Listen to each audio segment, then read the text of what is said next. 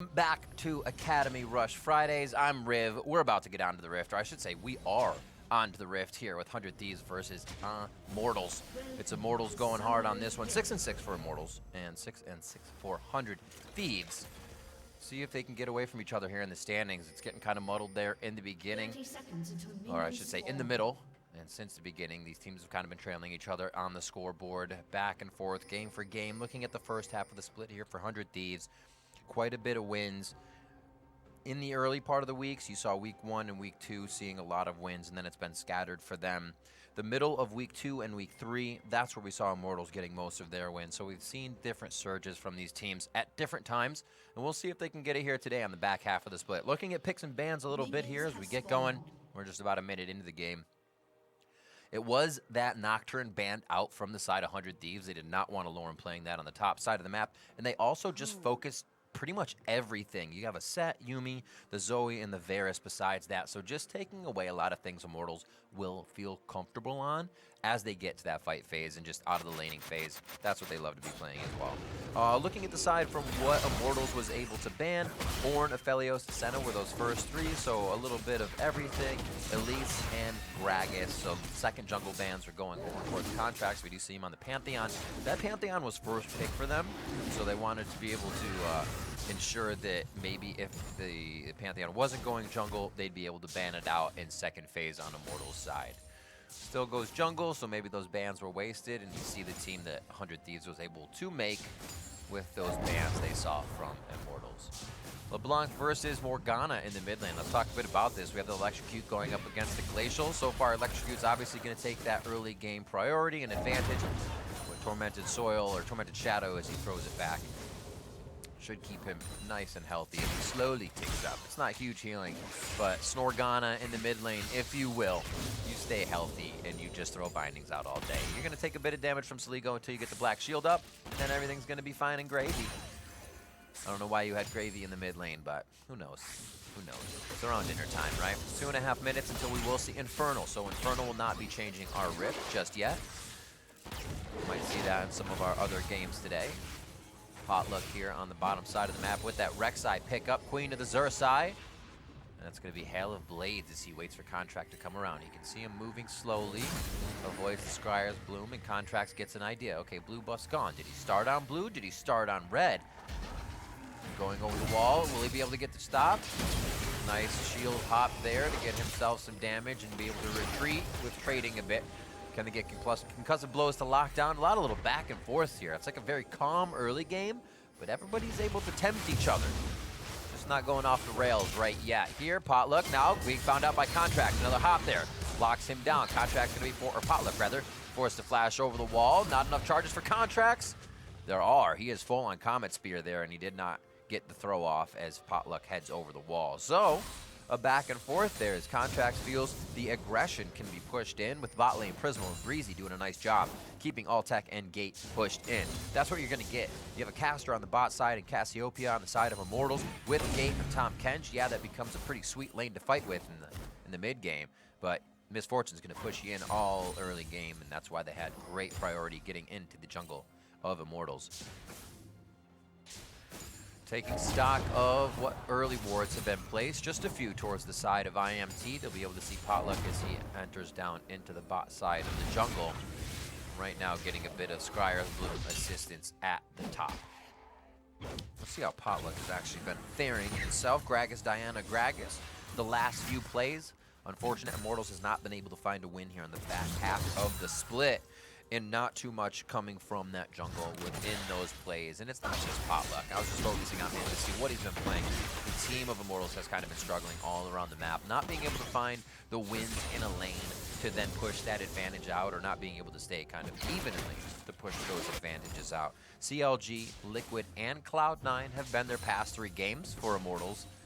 And that have brought them all the way from 6-3 to 6-6 now. 100 Thieves, on the other hand, a win against Evil Geniuses in week 6, but they are only 1 win in their past 3 games. So very similar to Immortals, both teams here on the back half trying to find their footing.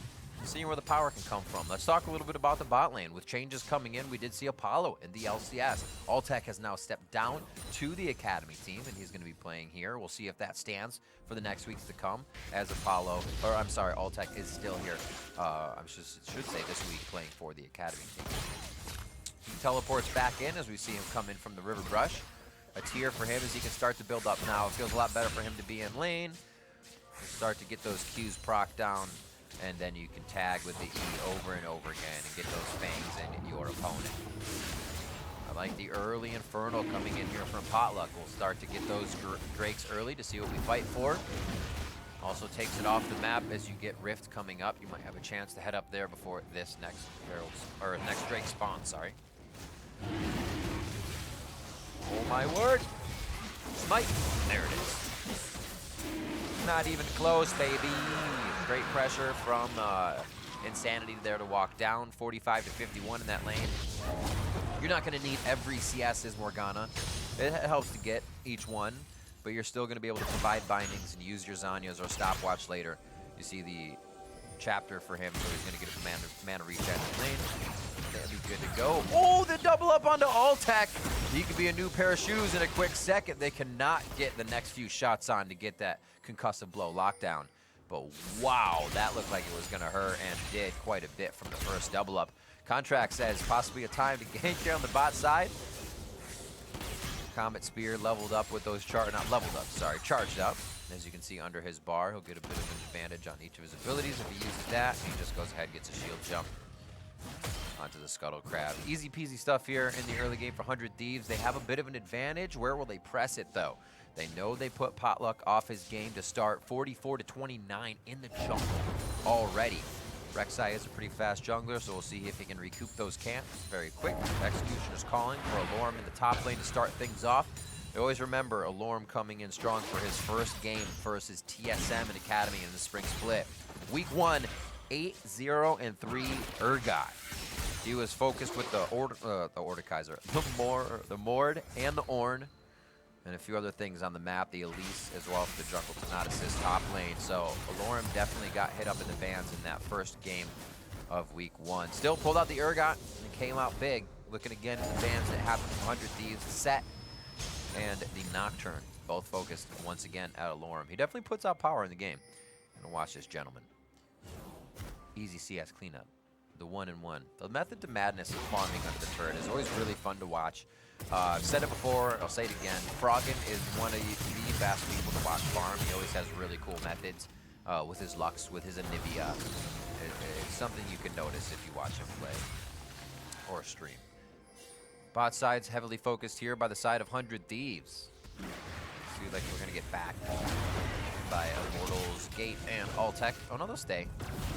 They have enough vision to let them know that they are safe. Potluck's going to go ahead and go for the Rift Herald top. So first Drake, like we said, this is already going to be up on Herald before the next Drake comes up. So really awesome timing by Immortals to start setting things up when they don't have to be worried about another objective being there for 100 Thieves to steal. You only have to worry about the contest. And right now, it could be Contracts doing that. We see him channeling the spear in, jumps onto Alorm. Gets a bit of a black shield for himself, flashes down as he goes over the wall, and he will be safe.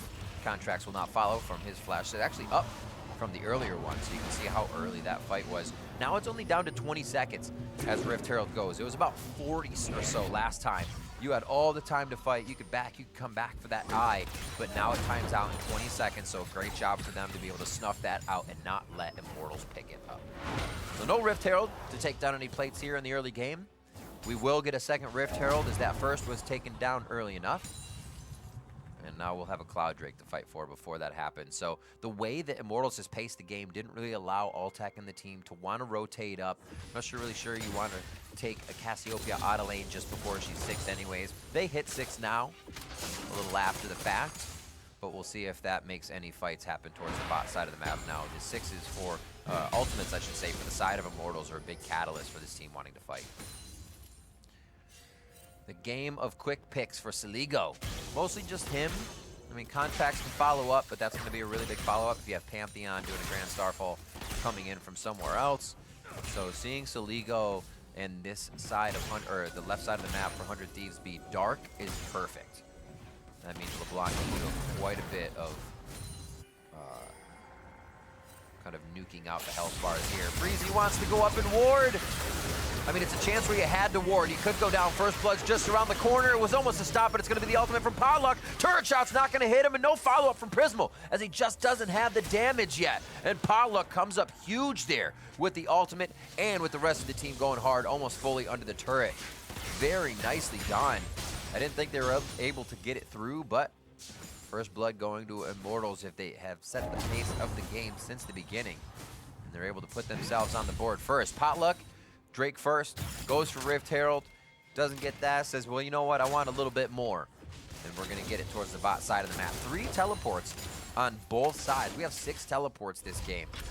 We'll see how that goes later. See what awesome plays come out of that. Merc treads right away for Breezy. I like this pickup. Usually you're fine going mobility boots all the time on Braum, on Thresh, somebody who's just gonna chase down and be tanky enough to take the initial front end burst, whatever. Your boots come back on, you might be able to make another play. That's worth it. We'll see what happens here as we kind of bench that chat. There's gonna be a teleport coming in now from a few sides. Flash there for Altec. Grounded inside. The poison, we're gonna lose one. Potluck could go down, and another Darkin Blade coming from Fake God, but he gets slowed down right away. And it looks like that mountain will rise here as Drake is gonna be taken. Great job by Cloud being picked up over on the side of 100 Thieves, and Immortals will connect onto Fake God, taking him down. The Aatrox falls, as it is just a scatter of fights starting off, but 4-0 as Immortals start to shock and awe this game. They may have lost to Drake, but they pick up the fight, and they pick up everything resulting after that, it's going to seem. The teleport to the bot lane doesn't mean too much was lost top, as the minion wave is pretty equaled out. We can see Altec now teleporting there. He'll be face-to-face with Prismal, who teleports as well. And man, those fights get pretty explosive real quick, and it's hard to follow this team of Immortals. They can kite back, they have the soul shackles, they have bindings, and they have quite a bit of things, quite a few things to slow you down with miasma, poison. It's tough to get on them.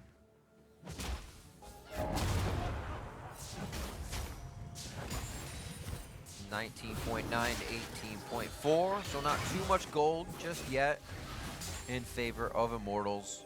2-0-1 on the bot side for Altec. So coming in as the marksman, he says, let's go, Mage's bot. I feel like this is going to be a Mage game. The whole Immortals team did. And that Cassiopeia was picked up. So Immortals picks were Tom Kench, Cassiopeia, and Rek'Sai. So you can see why they banned junglers the second way around. Black Shield coming in beautifully once again. And I love the Morgana pickup here. I was talking, you're going to need a few things here for Soligo to get into that fog of war, to be able to zero some people out. But when you have ways to deny kills and you have Black Shields, people like Altec continue to live. They're following through. Shots to gate. I love the split up. It stops the double up from taking Altec down. Thinking big here on the side of Immortals as they keep each other alive on that escape. They come to fight another day. Super Soaker's already there for Insanity as he picks up a Fiendish Codex for himself. A little bit more cooldown. Waiting on Boots as he's just looking to keep spitting out the shields. Be a facilitator. Lock people down. And you know, you're not even seeing the stopwatch yet for him. And we're not even seeing stopwatch be a supplementary rune for him as he runs Glacial. So it's not about the Zanyas. It's not about the initiation. That's not how you're going to play this Morg. It seems like he just wants to be on the back line and really create fights for the team, but also kite the fights so they can make sure you're not just getting jumped on by everybody that has gap closers, Aatrox, contracts on Pantheon, LeBlanc, and even Braum if he W's up and can even get a long-range Glacial Fissure. So loving the composition that Immortals is putting together here and really start to deny 100 Thieves. And there's a flash on a LeBlanc, slowing him down, making sure that distort's not there, and being able to blow a flash on one of the slipperiest champions that you have in the game. Great fights here by the Morgana mid. It's not the, like I said, it's not the greatest thing to play against. It's she just sits back, pulls the minions, binds anybody when they come in, and she can play from the fog of war and bind you too. Could be a fight top side here as they'll see that quick and decide not to go in the brush.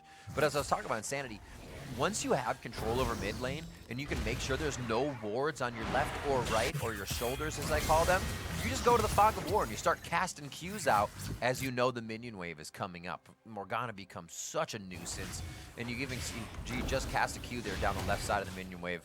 making Saligo have to dance a little bit more. So he's weathered the storm of Electrocute in the early game. Insanity has no problem outliving these attacks now. And all he does is Black Shield himself. He's never going to take enough damage to go down. Blue buff transferred over to Saligo, though. He should be able to keep spitting out the damage and at least take control, a bit of an advantage of that lane, so Insanity can't teleport away or flash away, and 100 Thieves may be able to make a move. Almost numbers up here, but split by the terrain.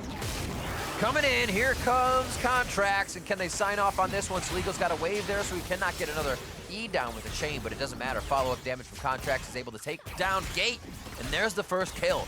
It did not matter that they didn't have enough catch up with a few members. Contracts wanted in, and he has wanted in. Remember, they had Potluck the early part of the game. They got him down to about sub 50 HP. Potluck stays alive, and he's almost catching up in farm now at 1.44 to about 25 in CS from the jungle. Really great stuff by Immortals to pick each other up when not everybody was doing so well in the early game. Bound just behind the terrain, and an easy pickup for Insanity and his own blue. Well, things are starting to get a little bit spicy here. We do see that there's enough power on the side of 100 Thieves to zero out a few members of the Immortals team. Namely, I mean, Gate. If you can take down Gate, that still feels pretty great. Knight's Vow onto him. And while Saligo took him down, that's magic. Still got a pretty tanky guy with that gray health coming onto the back end that he can use. So this will change our rift. Already has Mountain Drake. Is going to be the last one you'll get. This is really awesome if 100 Thieves can pick this up. If Immortals get it, they'll love it even more because they can stop the LeBlanc's front end damage. Bullet time goes out. That's what's taking the dragon, baby. That's going to be Drake over to 100 Thieves. Or, yes, 100 Thieves. Now the fight's going to ensue as Potluck goes down.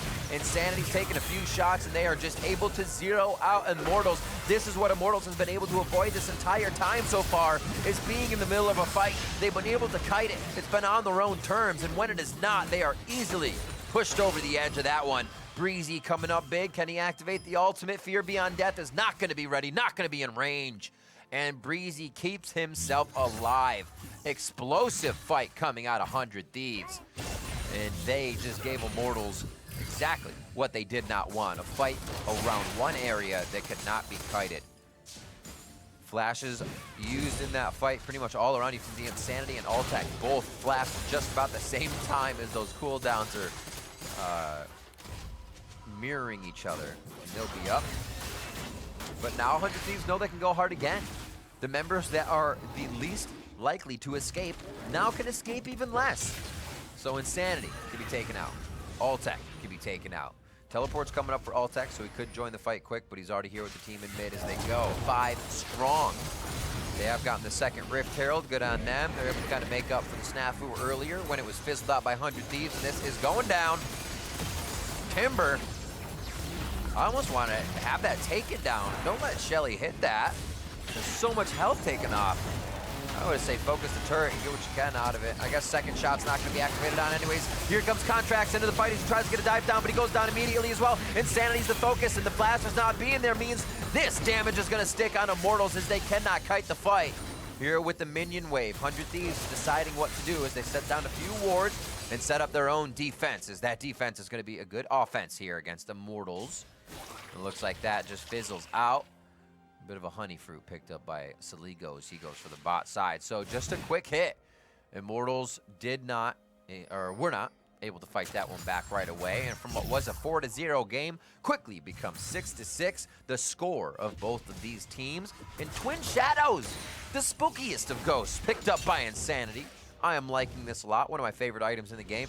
And I actually, when I play Morgana support, I build the crap out of this item. I love it. You get your Zanyas, get your items built up, some Sork boots, spooky ghosts. That's what I'm talking about. And people usually don't expect it, right? Especially not the first time. They'll see it in your inventory, somebody will call it out, but it'll still go to the wayside in your thoughts during a fight. Then you think you have the escape, or you think you can catch them during a kite. Spooky ghosts. Especially with Glacial Augment. Oh, spooky ghost, Glacial Augment. That'll make you pull your hair out. So, this is going to get a little bit more annoying from Insanity. We'll see how he can provide that. I think we just either got an activate from Gate or a change from the Knight's Vow from Gate. Can't see his emblem standing under there. It's just, okay, it's going to be onto Altec. King Altec.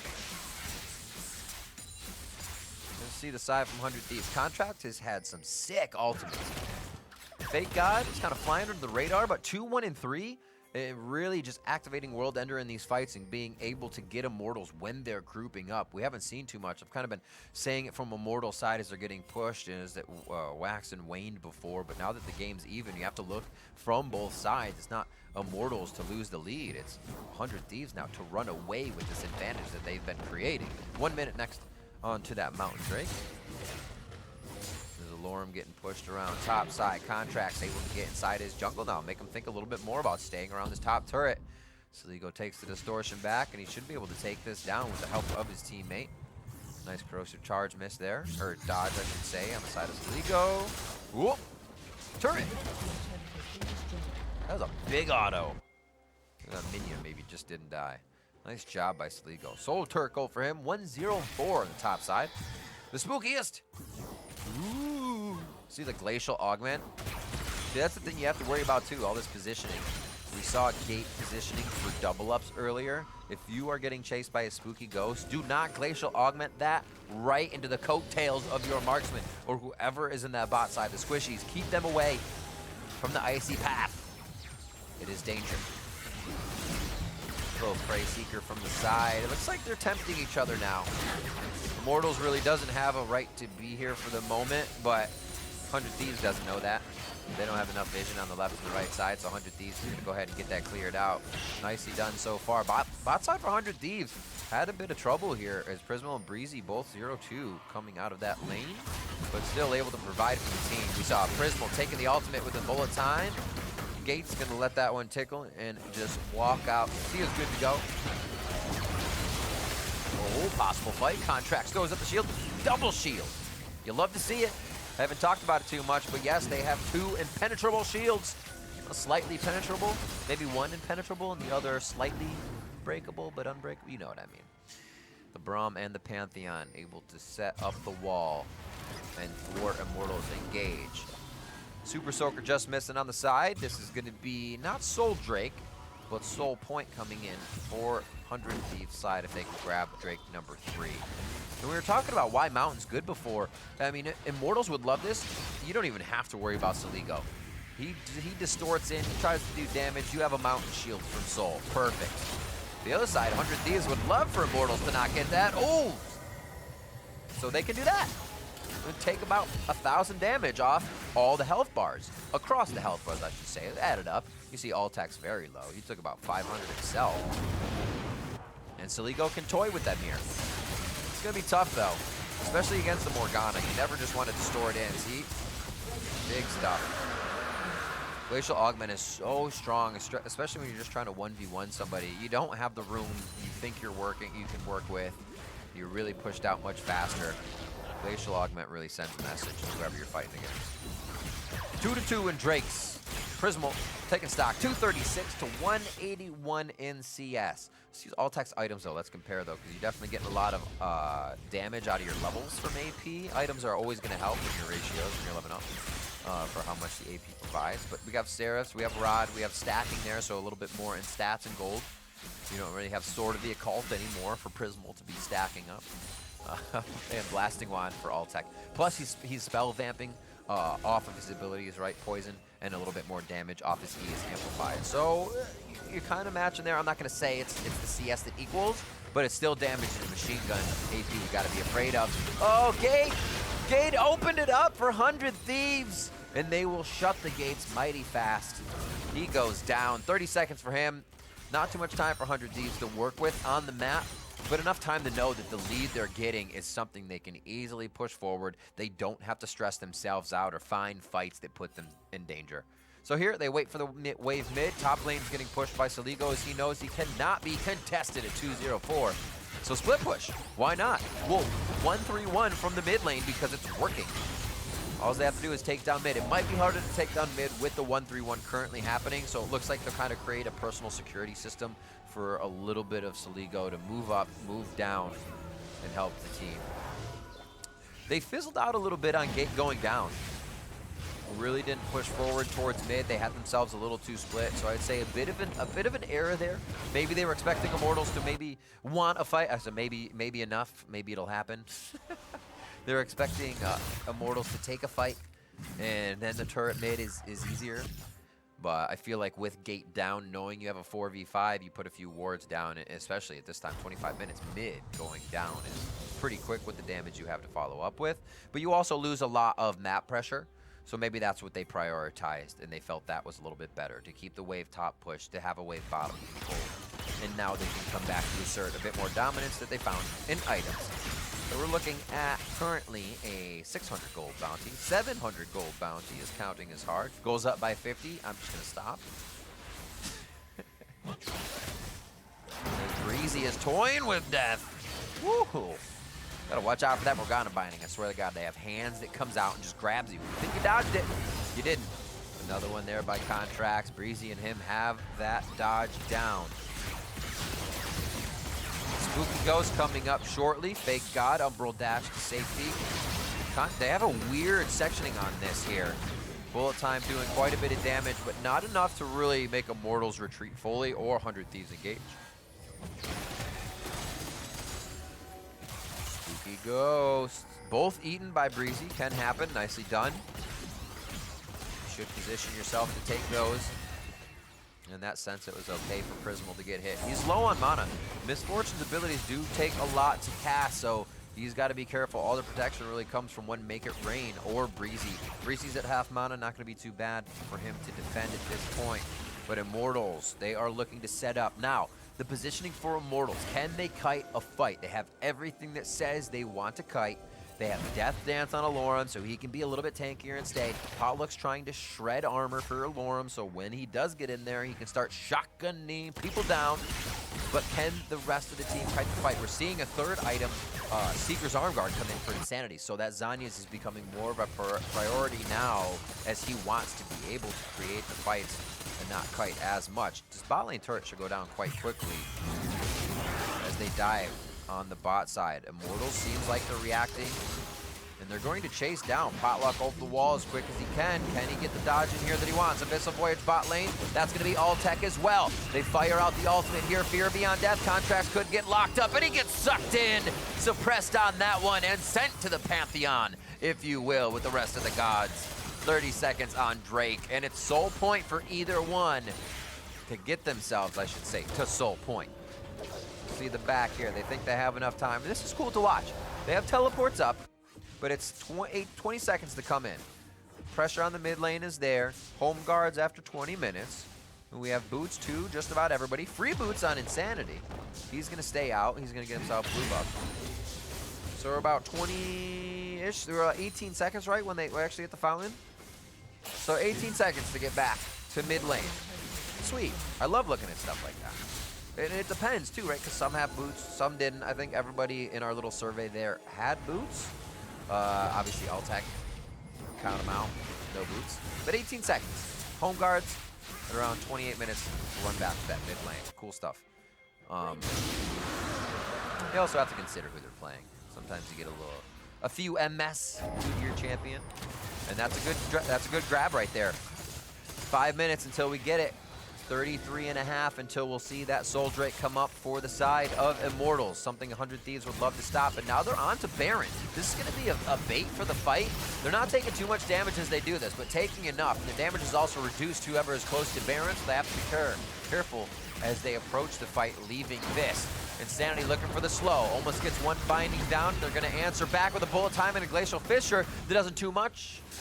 All right, Alorum now fighting. Shotgun knees right on to the Scuttle Crab, and that one's going to go over to Altac. Soligo almost hitting him with a nice distortion that would have been followed up on. But there's not enough vision there. Look at how Immortals has won that top vision as they went for the fight. Getting the Drake, winning that fight, and pushing off 100 Thieves from Baron. Looks like they're just trying to play a little bit more tempo. And they were able to back in the situation before they came out to Drake, which really helped. That reset, being able to reset wards and get themselves into position. See where they're going now. Quite a few items have already been built, so I don't know if we'll get too many backs just yet. All right, I'm a liar. We'll get a few backs. See what we're sitting on for cash money. 1,600 gold for Insanity, so he's not too far off of that Zanya's.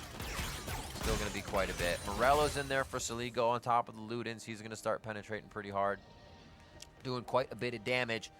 And you can start zeroing out some people. Hopefully, if they don't get that Mountain Shield, like we said, 100 Thieves would love to cancel that from happening for Immortals. Saligo does much less damage when he has to go through that initial shield of the Mountain Soul passive. Contracts, blue buff. They're prepping this up for Saligo. He's going to come back and retrieve, I believe. Oh, careful mid lane. Feels like Prismal teleported back into mid lane with foam guards. I thought he was going to run himself right down Ultec. Ultimate there, Petrifying Gaze. Immortals have Alorm's teleport up, Insanity's Ultec's teleport up. And we have 2 for the side of Fake God. I think everybody's going to stick together at this point, except for the ones. Then I'll be able to get 1 each that are going to be side lanes, which is Saligo and which is Alorm. We do see Fake God down there, though. They're still going to try the 1-3-1. I mean, you have the Braum and you have 2 the Unbreakable Shields from Contracts and Braum, plus the Glacial Fissure, so it's not like anybody's going to get to your backline in the first place. Ooh. Rutrow. Can they get the Houdini? Oh, the dodge! Oh, W back! Okay. Gonna Mimic now. W again. Now W back! There's just no way. You can try to do it. It's fun. Oh, they are just too many people. But great push here by 100 Thieves, and great stop by IMT in the mid lane. So every team, they're thinking.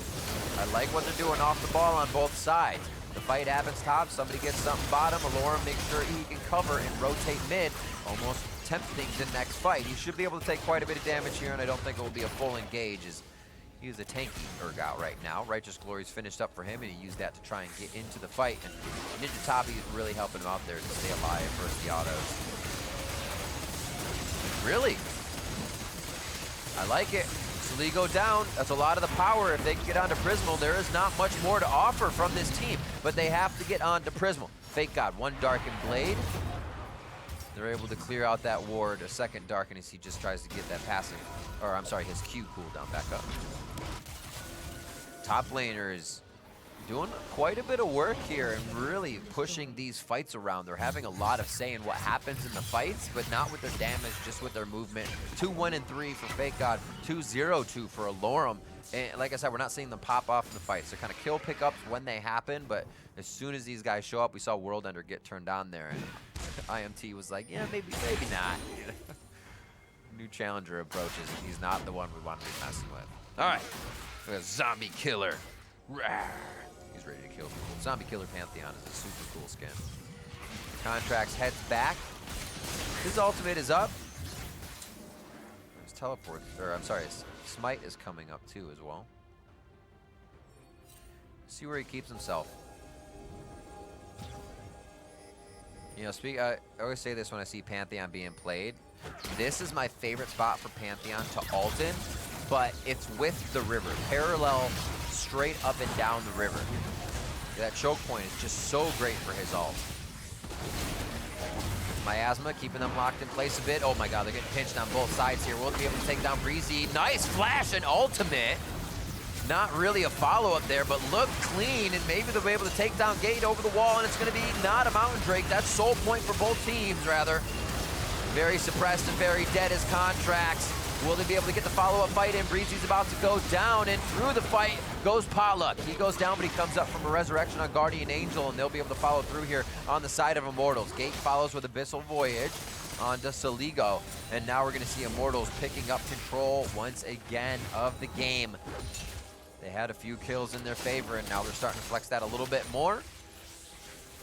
A back coming in from the top side, and we're going to see Saligo actually stay here. It's going to be tough for him to pop out the Baron, but they have enough wards to be able to take this. Spooky Ghost tells them how close he is, at least. And that is going to be Baron for Immortals. Both teams have tempted, and Immortals are the first to clean their plates. Can get the Aisha get this. That's enough damage coming from each attack. Good job cleaning up the resources for 100 Thieves, but they do lose Baron, and Immortals coming up quite strong here in this game. 55.8k gold to 56.3. So down in gold, still able to capitalize on positioning in the map and fights. Like I said, you got to watch this guy. Alorm 4-0-3 from the top side of the map. 5-1-2 Potluck. Let's express this again. Pushed around in the early game. Prismal and Breezy won that matchup in the first few levels, and they should against Altec and Gate. Mages in the bot, not going to be able to clear those waves as fast as the auto attacks coming in from a marksman, markswoman. And you look at what happened there. They got pushed in, Prismal and Breezy push in, and they start attacking Potluck in his own jungle. Blow his flash early, set him behind by 20 CS. 5-1-2, 400 gold bounty. Between him and Alorum, they have 1,000 gold bounty. And we saw that being 750 on the side of 100 Thieves. So it's just like Immortals turned 100 Thieves upside down and started shaking the money out. Yo, here's a bit of that bounty. And they're able to pick that up. 600 gold going over to Saligo on the bounty as well. That's going to make a big LeBlanc, but they have gone for a very, very deep invade to get that. And the Baron push on the top side means Immortals are able to take down a second-tier turret. Lots happening around the map with 2.5 minutes coming up on the Soul. Both teams at Soul Point, and I'm excited for this because both want it. It is a Drake that you absolutely want in this fight. It is just a war of absolutely scratching at each other. Immortals kiting back, 100 Thieves trying to keep getting in, trying to keep getting in. When Immortals do find someone they want, seems like 100 Thieves has always been able to get away. We saw that happening with Breezy last time. It resulted in a catch on the Gate, and then the fight trickled down to Drake. It's never just a straight-up fight. You're always going to have to expect to be chasing somebody on this. Your initial engage target, not dying. Be ready for that. There's a lot of denial on the side of Immortal. Devour, Black Shield, a lot of stuff here. If Potluck plays it right, Potluck can go underground and really dodge an attack. Something you see a lot of Rek'Sai players do at a high level. Always fun to be able to utilize abilities like that. Now, Immortals playing quite aggressive. They have Baron. Take a fight if they want it, but I think they're going to be waiting for that Rek'Sai Guardian Angel to be coming off of full cooldown. It would just be the better play. Quicksilver Sash in the hands of Prismal. He's looking to keep moving. He gets himself gazed up or bound. You know, I gotta say, if 100 Thieves can hold out here, let's look at how this plays out. Because right now, it looks great for Immortals. But if 100 Thieves gets a fight in their favor while Baron is up, what? Who on this team of Immortals can push Baron minions, right? If you're getting locked into your turret and knocked into your turret, you have AP. Alorum is going from lane to lane, and he's going to be trying to clear everything. The Immortals cannot afford to ever let 100 Thieves get Baron. It looks like you're going to lose Alorum here on the top side. Black Shield's not going to keep him alive. It was a little too late for the knockup coming through. They thought he'd make it out, and I don't blame him. He has just about every other time, but 55 seconds. We are deep, 30 minutes into this game, and so is 100 Thieves. They're pushing towards the base now, and they're going to have a cannon minion wave coming up here. 5v4s, they put themselves into position. 20 seconds onto that Drake. What timing here for the catch? Immortals a bit scattered as they played out towards their side. Some went top, some went bottom. It did not work out for them. 25 seconds still, so they will not have Alorum for this Drake to be up. And when it is up, you're still going to have 18 seconds for him to have to TP back to the fight. It is going to be a fight for 100 Thieves here on to Saligo going down. They catch the slipperiest one once again. Saligo getting himself a little too confident at playing cat and mouse this time, and he gets bit real hard. I like the stops on the back. Spooky Ghost is not going to go towards the top side, but they may have actually gotten a bit of vision towards the top. No, they did not. Here comes the teleport back in from Alorum. He's going to be getting into the fight. How is this going to be a catch for Immortals? 100 Thieves stayed to play way too long, and he's going to be suppressed, and he's going to be taken down on that one. 60 seconds on the clock for Fake God. Immortals absolutely turning 100 Thieves on their head right after they get Mountain Soul. Holy macaronis. Immortals now going towards the bot side of the map. They don't have top just yet. Bullet Time's going to clear everything out here. 100 Thieves. Another day to fight. Man, what a turnaround. Things that shouldn't happen. That's where you mark that down. In props, you can't say it was a mistake, too. You got to give credit where credit is due. Immortals making that play happen because they figured, you know, 100 Thieves could be caught out. We have the Spooky Ghost play, and I mentioned that earlier. You know Spooky Ghost is there. You've seen it just about every fight, but you don't consider it in that moment when it counts. And that's when it counted. Stopping the backs, creating more opportunity, and Immortals are able to pick up a lot of kills off of losing that Drake. Now it's Elder. Something else you're going to want to fight for here, but shields are up on the side of 100 Thieves. And again, this plays to their favor. They can find those health bars to pop with Saligo, and it's looking like that could happen even more soon. Banshee's Veil's going to help him now get in those sketchy spots. Even if he does get bound, he can block it. And then he can get out. Rapidon Death Cap just on the other end of that build for him as he's clearing out some wards to give himself Fog of War to work with. One dash in, pulls the tongue out of gate, and he puts it back in his mouth. Watch the split, 100 Thieves. They're getting themselves a little ahead here as they feel like they can push Immortals around, but Immortals is not to be toyed with. Remember the kite from that fight. Potluck's Guardian Angel is up. Alorum back, not taking too much from the initial brunt hit of Saligo, but he also missed the chain. Potluck feeling comfortable to try to get a few hits in. 100 Thieves playing it very safe. They are dancing each other out right now, and it's going to be whoever slips first. Don't step on your toes. Don't step on your partner's toes.